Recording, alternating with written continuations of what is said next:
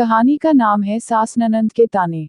सबीना की ट्रेन 7 घंटे लेट पहुंची थी। मोइन फिर भी स्टेशन पर उपस्थित था। सबीना ने पहली बार अकेले यात्रा की थी। फिर मुन्ने ने भी काफी परेशान किया था। मोइन को देखाकर उसकी आधी थकान जाती रही। घर पहुंची तो द्वार पर ताला देखकर उसे अचरज हुआ। मोइन ने बताया कि सब लोग एक विवाह में गए हैं, शाम तक आ जाएंगे। सबीना ने गर्म पानी से स्नान किया, मुन्ने को नहलाकर कपड़े बदले और रसोई में पहुंच गई। फ्रिज खोल कर देखा, न भाजी थी न होटकेस में रोटियां। उसे अजीब सा लगा। सबको पता था कि वह 17 घंटों की यात्रा करके आ रही है। फिर ट्रेन 7 घंटे देरी से आई। तब भी किसी ने उसके लिए खाना बनाकर नहीं रखा। उसे बहुत जोर से भूख लग रही थी। उसने आलू की सब्जी व पराठे बनाए और मोइन को आवाज दी। मोइन ने गरम पराठे देखकर कहा, मैंने तो आपा से कहा था कि खाना बना कर रख देना। सबीना ने सहजता से कहा, विवाह में जाने की हड़बड़ी में समय नहीं मिला होगा। मोइन कटुता से बोला, कौन सा समंदर पार जाना था कि तैयारी में समय लग गया। आपा भी बस छोड़िए, खाना खाए। सबीना ऐसे विवादों से दूर ही रहती थी जिनके कारण परिवार में क्लेश उत्पन्न हाय हो। मफिज और मोइन 2 भाई थे। बहन उन दोनों से बड़ी थी। नाम था शाजिया। हर समय उसकी जीभ चलती रहती और दूसरों को आहत करती रहती। विवाह के 8 महीने बाद ही मायके आकर बैठ गई थी। ससुराल के नाम से चिढ़ती थी। माँ ने हथेली का फफोला बना रखा था। इस बूते पर वह दोनों भावजों पर हुक्म चलाती रहती थी। मफिज की पत्नी नुसरत से शाजिया जरा दबती थी, क्योंकि वह भी बहुत तेज मिजाज थी। शाजिया एक कहती तो वह 2 सुनाती। सबीना कभी उलटकर उन्हें जवाब न देती तो वह उसे और दबाती। सबीना ने खाने के बर्तन वैसे ही पड़े रहने दिए और अपने कमरे में आ गई। मोइन मुन्ने के साथ खेल रहा था। 1 महीने बाद बेटे से मिला था। सबीना को देखते ही बोला, तुम आराम करो, बहुत थकी हुई लग रही हो। मैं मुन्ने को संभालता हूँ। वह मुन्ने को उठाए हुए बैठक में चला गया। सबीना को सोए थोड़ी ही देर हुई थी कि सब लोग विवाह समारोह से लौट आए। नूर, जारा उसके पलंग पर चढ़कर उसे जगाने लगे, चाची, हमारे लिए क्या लाईं? सबीना कच्ची नींद से उठ बैठी। उसे क्रोध तो बहुत आया पर पी गई। नुसरत और आपा दरवाजे के पास खड़ी थीं। आपा ने हंस कर कहा, मुझे तो धैर्य रखना कठिन हो गया, इसीलिए बच्चों से कहा कि चाची को जगा दो। सबीना ने मुंह हाथ धोए, सूटकेस से मिठाई के 2-3 डब्बे निकाले और नूर, जारा को दे दिए। बच्चे मिठाई में मगन हो गए। तब तक नुसरत चाय ले आई। सबीना ने चाय पीते हुए कहा, अम्मी और अब्बू ने आप सब लोगों को सलाम और दुआ भेजी है। बस, उसकी सास ने कुछ विचित्र ढंग से कहा। हाँ, और क्या? सबीना को हैरत हुई। क्या दिया है तुम्हारी अम्मी ने तुम्हें? आपा एक एक शब्द चबाती हुई बोली। मुझे साड़ी दी है और मुन्ने को सूट। सबीना बोली, लाकर दिखाती हूँ। नहीं, रहने दो, आपा उपेक्षा से बोली, अपने दामाद के लिए कुछ नहीं भेजा तुम्हारी अम्मी ने? वाह वाह, सबीना हकलाकर रह गई। कैसे कहती कि एक साड़ी ही बड़ी कठिनाई से खरीद सके थे उसके पिता। वह तो इसके लिए मना कर रही थी, पर उसकी अम्मी ने कहा था, तेरी सास क्या कहेगी कि मायके गई तो माँ ने एक साड़ी भी नहीं दी। वाह, बात यह है कि मेरा बहुत जल्दी में निकलना हुआ ना। यह साड़ी तो पहले से लेकर रखी थी। सबीना की समझ में न आया कि क्या कहे, कैसे उन्हें समझाए। अम्मी, आपा ने माँ की ओर देखकर ठंडी सांस भरी, जब दामाद के लिए ही वहां से कुछ नहीं आया तो हम और तुम किस खेत की मूली हैं? बहू, सास ने उसे घूरा, लेन देन की बातें सीखो। अभी पास पड़ोस की औरतें आएंगी, पूछेगी कि समधिन ने क्या भेजा है तो हम क्या दिखाएंगे उन्हें? यह कहेंगे कि हमारी बहू मायके से खाली हाथ झुलाती वापस आ गई।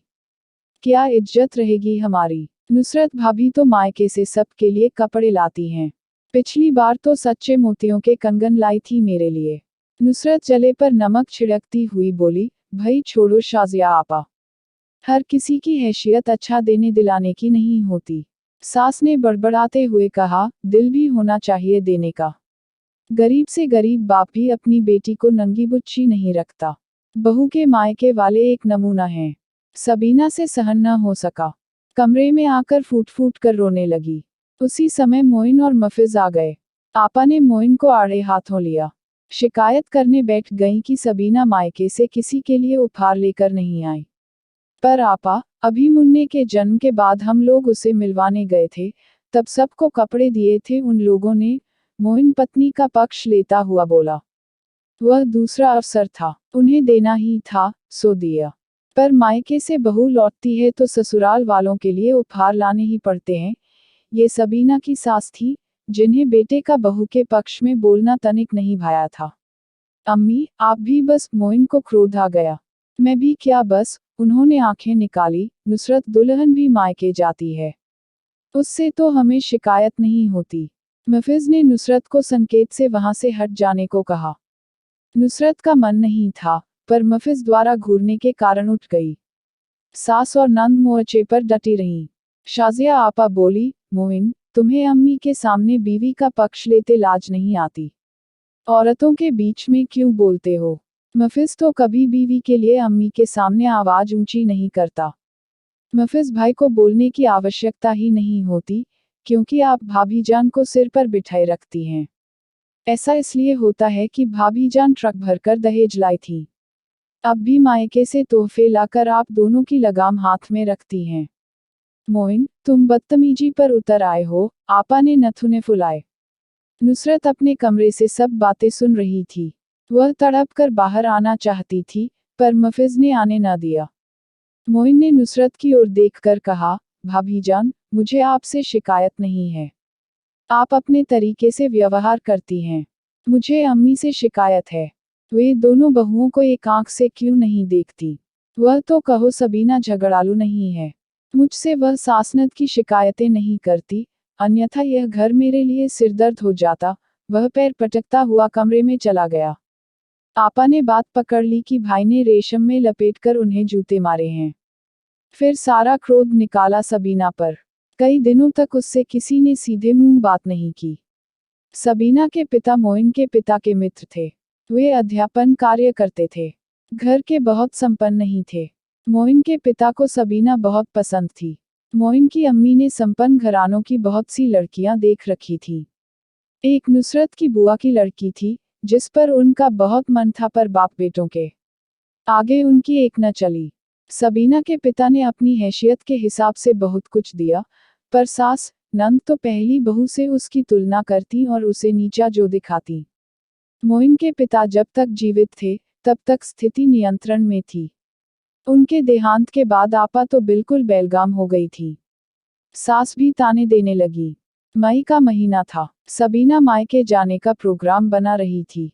नुसरत तो बच्चों की छुट्टियां आरंभ होते ही चली गई थी। सबीना को सास ने यह कहकर रोक लिया था कि नुसरत के आने के बाद जाना। भला दोनों बहुएं मायके चली जाती तो घर के कामधाम कौन करता? सबीना मन मारकर चुप रह गई थी। जानती थी कि नुसरत पूरी गर्मियां गुजार कर ही लौटेगी और उसका जाना न हो पाएगा। पर सबीना के मायके से पत्र आया कि बड़े चाचा और चाची रशिया से मिलने आ रहे हैं। तुरंत आ जाओ। मोइन के कार्यालय में पत्र आया था। उसने घर आते ही सबीना को तैयारी करने के लिए कहा।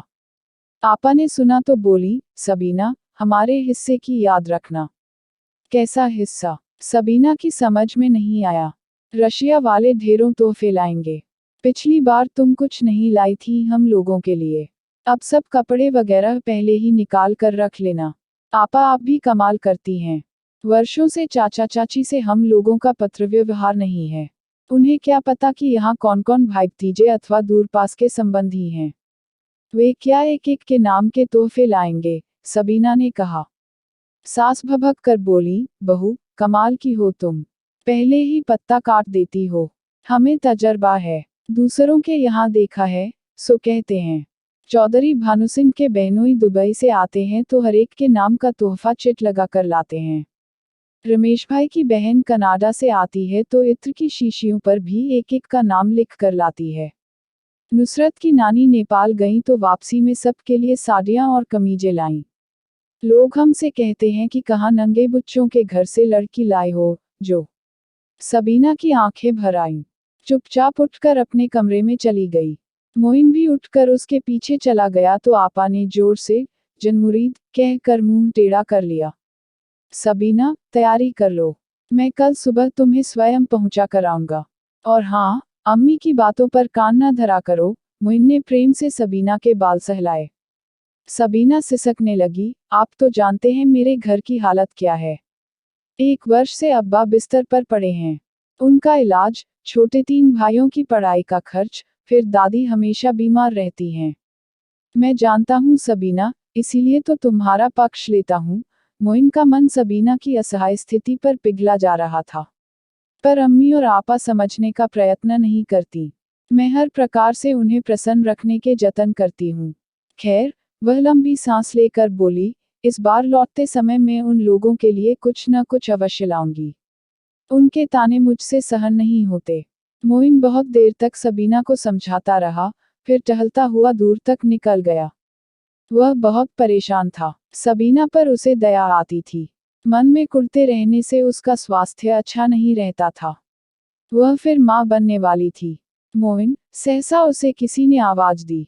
वह चौंका तो मीरा दीदी को अपने सामने खड़ा पाया। वे उसके बचपन के मित्र नीरव की बहन थी। वे उसे अपने घर ले गईं। नाश्ते के बाद वह चलने को हुआ तो मीरा दीदी ने पूछा, क्या तुम्हें कोई परेशानी है? मुझे बताओ। नीरव की भांति तुम भी मेरे छोटे भाई हो। मुझसे कुछ न छिपाओ। मोइन ने टालना चाहा, पर सफल न हुआ।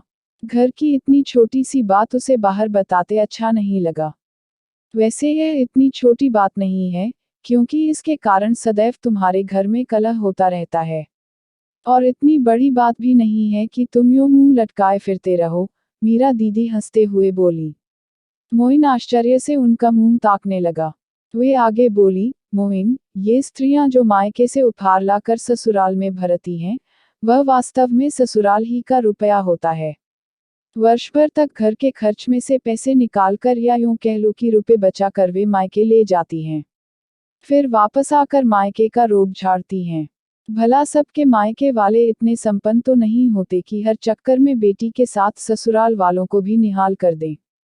मोइन की आंखें खुल गईं, आपका मतलब है दीदी? हाँ, मीरा दीदी मुस्कुराईं, तुम अपनी पत्नी और माँ के मध्य मधुर संबंध बनते देखना चाहते हो तो सबीना की सहायता क्यों नहीं करते? जो कुछ तुम खर्च करोगे, वह तुम्हारे ही घर में आएगा। बस, यूं समझ लो कि सीधे न पकड़कर, हाथ घुमाकर नाक पकड़नी है। मोइन ने मीरा दीदी ही से रकम उधार ली और दूसरे दिन सबीना को लेकर निकल पड़ा। एक दिन ससुराल में रुककर लौटने लगा तो 3,000 रुपए सबीना के हाथ पर रखता हुआ बोला, लौटते समय इस रकम से अम्मी, आपा और भाभी के लिए साड़ियां ले आना, ताकि उन्हें शिकायत न हो।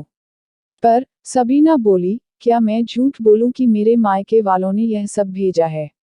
मुझे लेन देन का यह कारोबार वैसे भी पसंद नहीं है। उपहार अपनी इच्छा से और विशेष अवसरों पर दिए जाते हैं, उधार लेकर नहीं दिए जाते, न मांग कर लिए जाते हैं। यह मेरा रुपया है, अर्थात तुम्हारा भी है। मोइन ने सबीना को समझाया, और मैंने झूठ बोलने के लिए कब कहा? तुम कहना कि ये उपहार आपके लिए हैं, बस। मायके से लौटी हो, तो तुम लाई या तुम्हारे मायके वालों ने भेजे हैं, यह उन्हें स्वयं समझने दो। वैसे जहां तक मैं अम्मी और आपा के स्वभाव को समझता हूँ, वे आम खाने से मतलब रखेंगी, पेड़ गिनने से नहीं।